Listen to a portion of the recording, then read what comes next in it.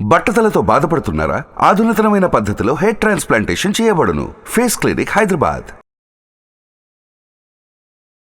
నమస్కారం శంకర్ గారు. సో చాలా వరకు కూడా conscious mind, sub conscious mind అని చెప్తూ ఉంటారు.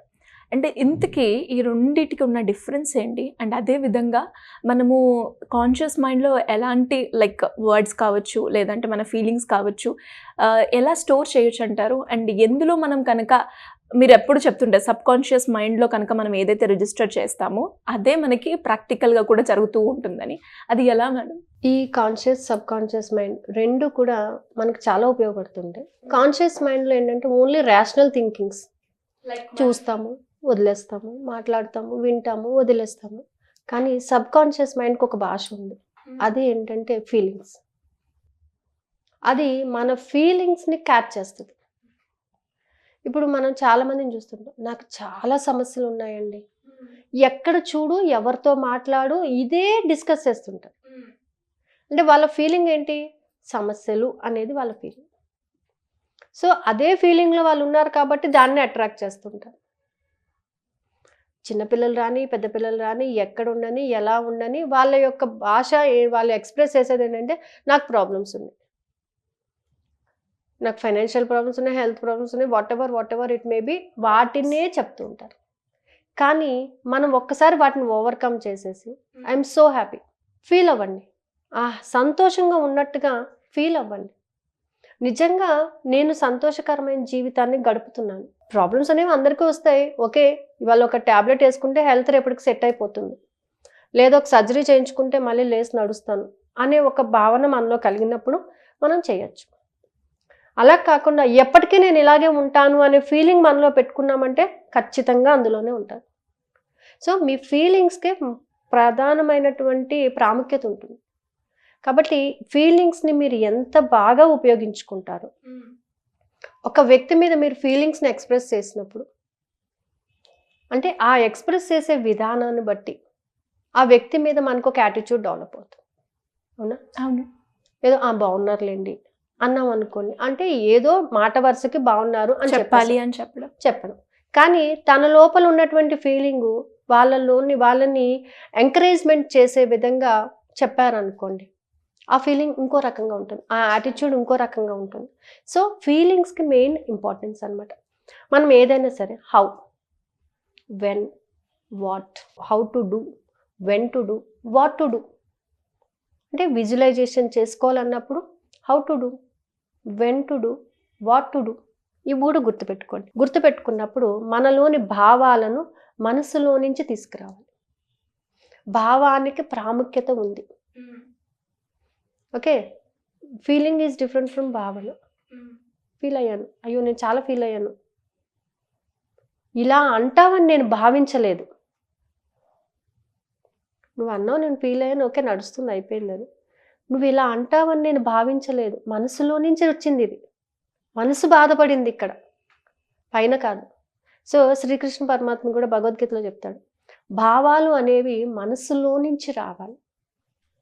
నువ్వు వ్యక్తపరిచే ప్రతిదీ కూడా నీ మనసులో నుంచి వచ్చినప్పుడు ఖచ్చితంగా దాని యొక్క ఇంపాక్ట్ ఉంటుంది. సో నువ్వు ఏది చెప్పాలనుకున్నా, ఏది చెయ్యాలని అనుకున్నా కూడా నీ యొక్క భావాలను నువ్వు వ్యక్తపరిచేటటువంటి విధానం బట్టి ఉంటుంది.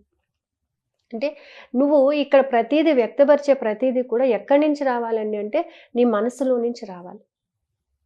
అందుకే మనస్ఫూర్తిగా అని యాడ్ చేస్తుంటాం. కొన్ని ఎఫర్మేషన్స్ చెప్పేటప్పుడు నేను విశ్వాన్ని మనస్ఫూర్తిగా కోరుకుంటున్నాను, హృదయపూర్వకంగా నేను భావిస్తున్నాను అని మనం చెప్పినప్పుడు ఆ ఫీలింగ్స్ అనేవి వేరే ఉంటాయన్నమాట. సో సబ్ కాన్షియస్ మైండ్కి ఉన్న భాష ఏంటంటే ఫీలింగ్స్ని క్యాచ్ చేస్తుంది. మనం విజువలైజేషన్ చేసుకున్నప్పుడు మనకి ఇమేజెస్ కావాలి, సౌండ్స్ కావాలి, ఫీలింగ్ కావాలి. దీని నుంచే మనకి ఎమోషన్ అనేది వస్తుంది. ఒక ఇల్లు కట్టుకోవాలనుకున్నామండి, ఇల్లు కట్టుకోవాలి అని మనం అనుకున్నప్పుడు ఇంటి యొక్క ఇమేజ్ కావాలి. అవును కదా? సరే ఇంటి ఇమేజ్ వచ్చింది, మరి సౌండ్ ఏంటి అని అంటే మీరు కాళ్ళకి గజ్జలు పెట్టుకున్నారు, కిచెన్లో నుంచి అలాగ బెడ్రూమ్ నుంచి హాల్లోకి అలా బాల్కనీలోకి తిరుగుతున్నారండి. సౌండ్ని మీరు ఊహించుకోండి, భావించండి అలాగా.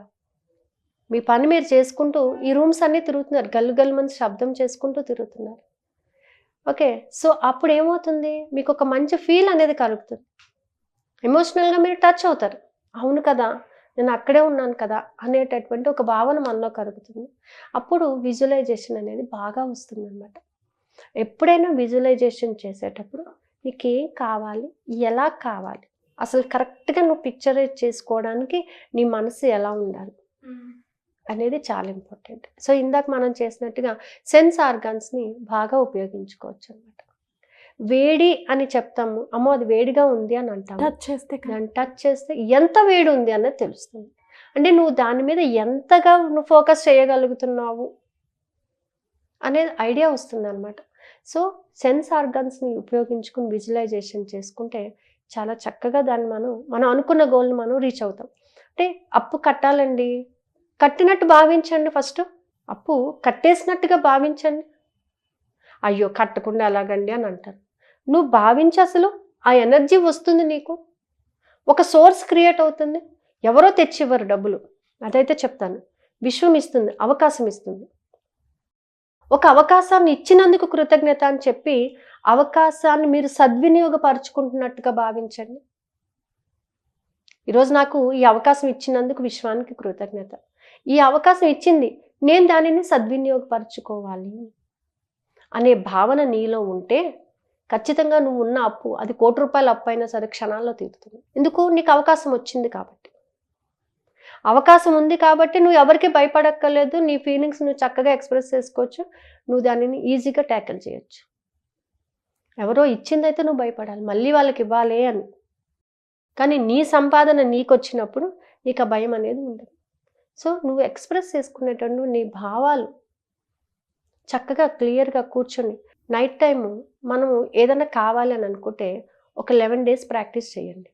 ఎస్పెషల్లీ నైట్ పడుకునేటప్పుడు కాసేపు కూర్చొని మీ మైండ్లోని, బ్రెయిన్లోని ఆ పిక్చర్ తీసుకురండి. ఏదైతే కావాలనుకుంటున్నారో, ఎలా కావాలనుకుంటున్నారో, ఏ విధంగా అయితే మీరు పొందాలి అని అనుకుంటున్నారో ఆ పిక్చర్ని తీసుకురండి. ఆ పిక్చర్ని తీసుకొచ్చి ఫీలింగ్స్ అటాచ్ చేయండి. దానికి 5 సెన్స్ ఆర్గన్స్ యొక్క ఫీలింగ్స్ని అటాచ్ చేయండి. అందులో ఉన్నటువంటి స్వీట్నెస్. మీకు ఒక చిన్న ఎగ్జాంపుల్ చెప్తాను. పిల్లలు అన్నం తిన్నని మారం చేస్తుంటారు. అన్నమే కాదు, చాలా తినరు, జంక్ ఫుడ్స్కి అట్రాక్ట్ అయిపోతుంటారు. పేరెంట్స్ ఏం చేస్తారు అప్పుడు? జనరల్గా మీరైతే ఏం చేస్తారు? ఏదో ఒక డైవర్ట్ చేయడానికి ఏదో మొబైల్ ఇచ్చో లేకపోతే ఇంకోటి ఏదో ఇచ్చో మీరు తినిపిస్తారు. కానీ అది కరెక్ట్ కాదు.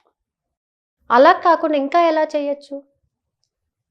కొట్టి తినిపిస్తుంటారు. తినకపోతే మానే ఆకలేసినప్పుడు తింటారులే అని అంటారు. కానీ అది కరెక్ట్ కాదు. మీ ఫీలింగ్స్ని ఎక్స్ప్రెస్ చేయండి. ఆ ఫుడ్ మీద మీకున్న ఫీలింగ్స్ని ఎక్స్ప్రెస్ చేయండి, వెంటనే తింటారు.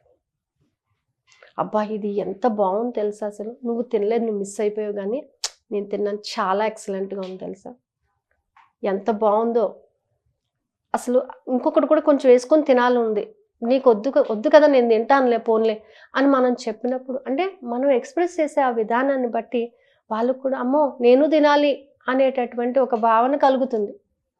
So this is the correct way యాక్చువల్గా పిల్లలకి పెట్టాలి అని అంటే. వాళ్ళు తినను అని అన్నప్పుడు దాంట్లో ఉన్నటువంటి టేస్ట్ని మీ వర్డ్స్లో మీరు ఎక్స్ప్రెస్ చేయగలగాలి. ఎక్స్ప్రెస్ చేసినప్పుడు ఖచ్చితంగా వద్దు అన్నవాడు కూడా తింటాడు. కొట్టో మొబైల్ ఇచ్చేసో ఇది వాళ్ళకి ఎడిట్ అయిపోతారు దానికి, ఇంకా మొబైల్కి. కానీ ఈ విధంగా మీ ఫీలింగ్స్ని ఎక్స్ప్రెస్ చేసి చూడండి, చాలా బాగుంది తెలుసా. అసలు చిన్నప్పుడు పెడుతూ ఉంటాం పిల్లలకి పప్పు నెయ్యి వేసి, అబ్బాయి వద్దు అని అంటారు. అబ్బా వేడి అన్నంలో నెయ్యి వేసుకొని పప్పు వేసుకొని తింటే ఎంత బాగుంటుందో, అసలు నాకే నోరు ఊరుతుంది, అసలు నేను తింటానులే నువ్వు తినకపోతే మానేసేయని అన్నప్పుడు ఖచ్చితంగా వస్తాడు కదా. సో ఫీలింగ్స్ని ఎక్స్ప్రెస్ చేసినప్పుడు మనం దాన్ని ఖచ్చితంగా సాధించగలుగుతాము.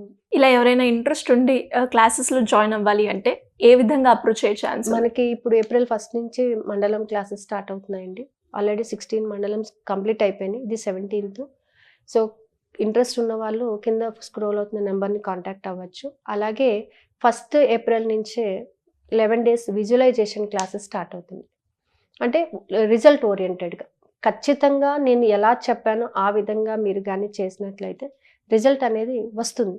అంటే మీ యొక్క భావాలను మీ యొక్క వ్యక్తపరిచినప్పుడు ఖచ్చితంగా దాన్ని మీరు రీచ్ అవుతారు. అయితే ఈ క్లాసెస్లో ఏంటంటే ఎవ్రీడే నేను చెప్పిన క్లాస్కి కొంత హోంవర్క్ ఉంటుంది. ఆ హోంవర్క్ని ఖచ్చితంగా పాటించాలి. ప్లస్ ఏదైనా డౌట్స్ ఉంటే ఇమ్మీడియట్గా రేట్ చేయొచ్చు, లేదా one day they can make a personal call to me. ఏదో విధంగా వాళ్ళ డౌట్స్ని వాళ్ళు రెక్టిఫై చేసుకొని దాన్ని యూటిలైజ్ చేసుకోమని నేను చెప్తున్నాను.